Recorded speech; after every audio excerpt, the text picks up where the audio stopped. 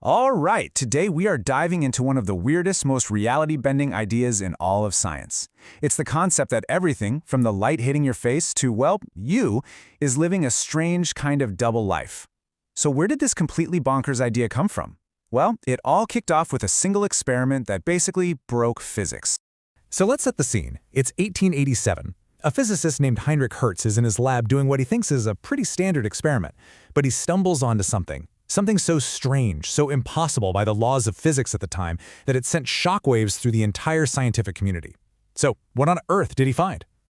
Well, here was the fundamental problem. For 100 years, scientists knew that light was a wave, a smooth, continuous wave of energy. But this new experiment? It showed light acting like a stream of tiny, individual bullets, like little particles. And those two ideas just couldn't both be true. It made absolutely no sense.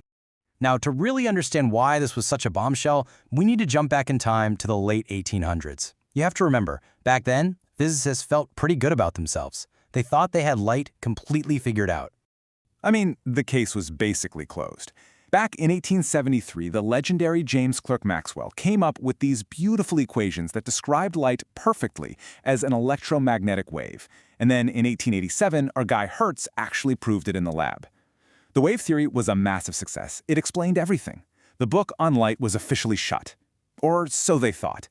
But here's the incredible irony. In the very same experiment where Hertz proved light was a wave, he also found the first clue that was going to tear that whole idea apart. Right in the middle of his big triumph, he noticed something odd. So the phenomenon he stumbled upon is what we now call the photoelectric effect. And the setup is just brilliantly simple. You take a vacuum tube, you shine a light on a piece of metal, and you just see if that light has enough oomph to knock electrons off the metal and create a little electrical current. Seems simple, right? Well, the results were anything but. Okay, before we get into the bizarre results, there's one quick idea we got to cover. It's called the work function. The easiest way to think about it is like an escape fee. See, every metal holds onto its electrons, and for an electron to break free, it has to be given enough energy to pay that fee. It's the bare minimum energy it needs to escape. Now, if you're thinking like a 19th century physicist, the prediction here is obvious. Light is a wave, and the energy of a wave is in its brightness, its intensity. So a brighter light is a more powerful wave. It should smack those electrons harder and send them flying out with way more speed, right? A bigger ocean wave throws a beach ball faster. Simple, intuitive physics. But what they saw in the lab was just weird. Making the light brighter did knock out more electrons, for sure. But their maximum speed? It didn't change one bit. Not at all. It was like no matter how big of a tidal wave you sent, the beach ball always launched off the sand at the exact same speed. This was the first huge crack in the foundations of physics. And the puzzles just kept piling up. First, there was this weird frequency rule. If the light was below a certain frequency, think a reddish light for some metals, nothing happened. You could crank up the brightness to be as intense as the sun, and not a single electron would pop off. But if you switch to a higher frequency, like blue light, boom, electrons flew out, and with more energy. And maybe the craziest part, it was instantaneous. The second the light hit, electrons were out. The old wave theory said it should take minutes, maybe even hours, for an electron to soak up enough energy. This was just impossible. So let's just recap this train wreck. On every single important point, intensity, frequency, time delay, the tried and true wave theory made a prediction that was the complete opposite of what was actually happening. Physics was broken. The solution to this giant mess came from a place nobody expected. In 1905, a young unknown patent clerk named Albert Einstein came forward with an idea so bold, so out there, it would completely rewrite our rules of reality. Einstein basically said, hey everyone, what if light isn't a wave at all? What if it's a stream of tiny energy bullets? He called these little packets quanta. We call them photons now. And here is the absolute genius part. The energy of each little photon doesn't depend on the brightness of the light. It only depends on its frequency, on its color. And just like that, without one radical idea, every single puzzle was solved. Why doesn't brighter light make electrons faster? Because brighter light just means more photons, not stronger ones. Why is there a frequency threshold? Because one photon has to have enough energy all by itself to pay that escape fee. If a red photon is too broke, it doesn't matter if you send 1 billion of them. And why is it instant?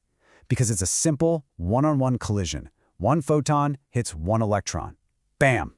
Done. No waiting around. It was just beautiful. So light waves can act like particles. Mind-blowing, right? But hold on, because the story was about to get even weirder. Einstein's work inspired a young physicist named Louis de Broglie to ask a really elegant and, frankly, audacious question. De Broglie just thought, nature loves symmetry. It loves patterns. So if waves like light can pretend to be particles, then maybe, just maybe, particles, things with actual mass like an electron or a proton or even a baseball, could act like waves. And he didn't just suggest it, he wrote down the math. This is the famous de Broglie relation, and it says that any object that's moving has a wavelength, and that wavelength is just related to its momentum. Basically, the bigger and faster something is, the tinier its wavelength is going to be. So this brings up the obvious question, right? Why don't we see baseballs rippling through the air on their way to home plate? It all comes down to size. For a tiny, tiny particle like an electron, its wavelength is actually measurable. It's about the size of an atom. But for a big thing like a baseball, the wavelength is so ridiculously, unbelievably tiny that there's just no way we could ever detect it. The waviness is there, it's just completely hidden from our everyday view. So, where does all this leave us? We've got light acting like a particle. We've got particles acting like waves. What in the world does this dual reality actually mean? Okay, here's the big takeaway. It's not that things are sometimes a wave and sometimes a particle. The mind-bending truth is that everything is both, all the time. It has both natures simultaneously. Which personality you get to see just depends on how you decide to measure it. The perfect example is happening in your head right now. The lens of your eye focuses light because it's a wave, but when that light hits the cells in your retina, it's absorbed one particle, one photon at a time. Both are happening at once. At the end of the day, these discoveries showed us something profound about the universe. At the deepest, most fundamental level, reality doesn't care about our neat little human boxes like wave or particle. It's something else entirely, something richer and much, much weirder. It really makes you realize the truth in the saying, the world isn't just stranger than we imagine, it is stranger than we can imagine.